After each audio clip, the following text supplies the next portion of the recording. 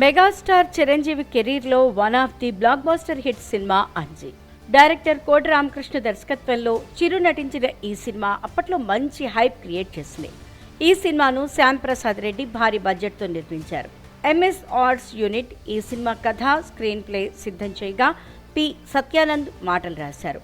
1998లో ప్రారంభమైన ఈ సినిమా దాదాపు 6 ఏళ్ల పాటు నిర్మాణం జరుపుకుని మొత్తానికి 2004లో విడుదలైంది. అయితే కమర్షియల్గా అంతగా విజయం సాధించకపోయినా ఉత్తమ స్పెషల్ ఎఫెక్ట్స్ విభాగంలో జాతీయ పురస్కారం అందుకుంది. అంతేకాకుండా కెమెరా, మేకప్ విభాగాల్లో 2 రాష్ట్ర ప్రభుత్వ నంది పురస్కారాలు సొంతం చేసుకుంది. అప్పట్లోనే ఈ సినిమా గ్రాఫిక్స్ వేరే లెవెల్లో ఉన్నాయి. ఇక క్లైమాక్స్ గురించి చెప్పక్కర్లేదు.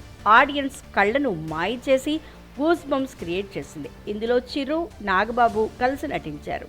2004లో విడుదలైన ఈ సినిమా విమర్శకుల ప్రశంసలు అందుకుంది. అయితే ఈ మూవీ గురించి ఇప్పుడు ఓ ఆసక్తికర విషయం సోషల్ మీడియాలో చక్కర్లు కొడుతోంది.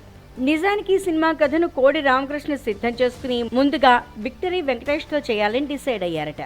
వెంకీకి కథ చెప్పడం, అతను ఓకే చేయడం జరిగిపోయింది. అయితే నిర్మాత శ్యామ్ ప్రసాద్ రెడ్డి చిరంజీవిని కలిసినప్పుడు అంజీ సినిమా గురించి చెప్పి కథ నేరేట్ చేశారట. చిరంజీవికి కథ బాగా నచ్చడంతో నేను చేస్తానని అన్నారట. దీంతో వెంకీతో అనుకున్న సినిమా కాస్త చిరంజీవి చేతిలోకి వెళ్ళింది. అప్పటికే వెంకీతో కోడి రామకృష్ణ దేవిపుత్రుడు సినిమా చేశారు. అందులో సౌందర్య కథానాయికగా నటించింది. అప్పట్లో ఈ మూవీలోనూ అద్భుతమైన గ్రాఫిక్స్ విజువల్స్తో ప్రేక్షకులకు వినోదాన్ని అందించారు.